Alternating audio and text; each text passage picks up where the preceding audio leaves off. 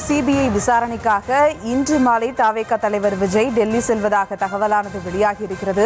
மேலும் விவரங்களோடு இணைகிறார் செய்தியாளர் ஜெர்ரி. வணக்கம் ஜெர்ரி, விவரங்கள். வணக்கம். கடந்த 12ஆம் தேதி சிபிஐ விசாரணைக்காக தமிழக கட்சி கழக தலைவர் விஜய் டெல்லி சென்றிருந்த நிலையில் 2ஆம் கட்ட விசாரணைக்காக இன்று மாலை விஜய் டெல்லி செல்ல இருக்கிறார். கரூரில் கடந்த செப்டம்பர் 27ஆம் தேதி தவேக பிரச்சார நிகழ்வின் போது 41 பேர் உயிரிழந்த பெரும் துயரம் தொடர்பான விசாரணை தீவிரம் அடைத்திருக்கிறது.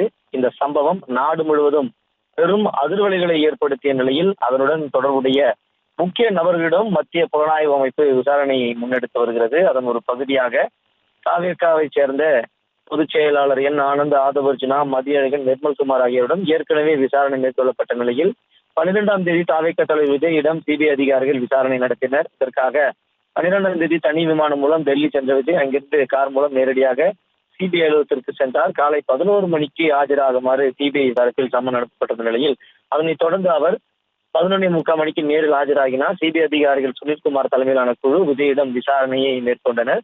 கரூரில் நடைபெற்ற அந்த பிரச்சார கூட்டத்தின் போது 41 பேர் உயிரிழந்தது குறித்து பல்வேறு கோணங்கள்ல கேள்விகள் எழுப்பப்பட்டதாக தகவல்கள் வெளியாகி இருக்கின்றன. குறிப்பாக கூட்டம் நடைபெற்றிருந்த இடத்திற்கு விஜய் கால தாமதமாக வந்ததற்கான காரணம் என்ன?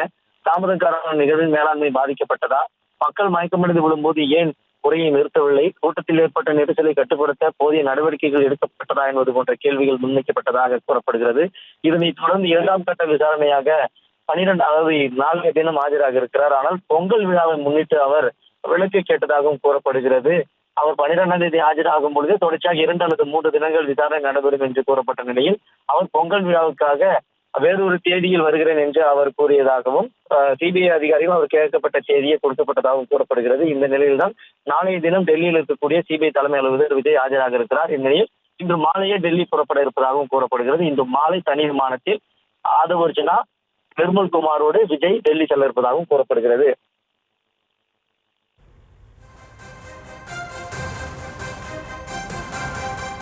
விவரங்களுக்கு நன்றி ஜெர்ரி.